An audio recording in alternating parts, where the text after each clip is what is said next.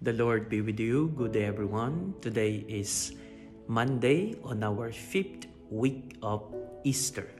And our gospel will be coming from St. John chapter 14, verses 21 to 26.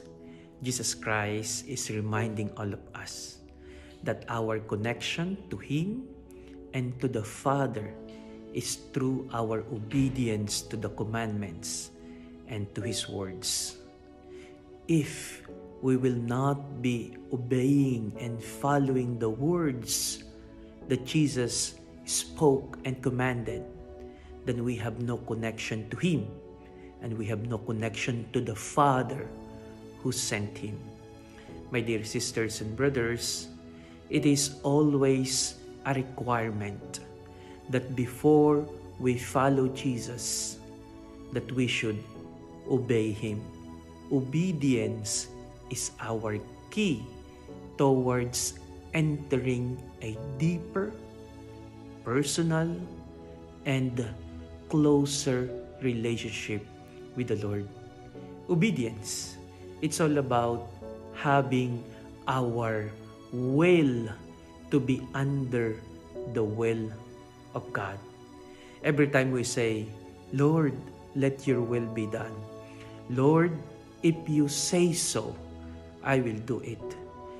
And sometimes, the thing with us, we argue with God. It is not that we want to obey God. Sometimes we reverse it. We want God to obey us.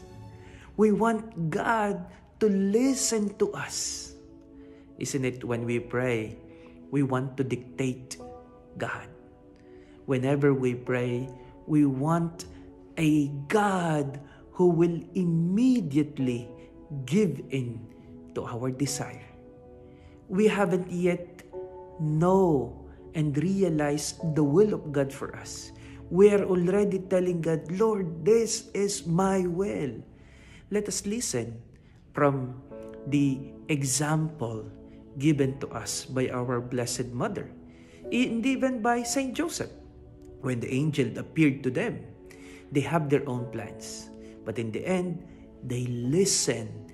They said, I am the handmaid of the Lord. That was Mary's answer. And Saint Joseph, when he was awakened, he immediately put into action the words of the Father, the words of God. And so in our life, that must be our constant concern. How will I be able to put into action the will of God?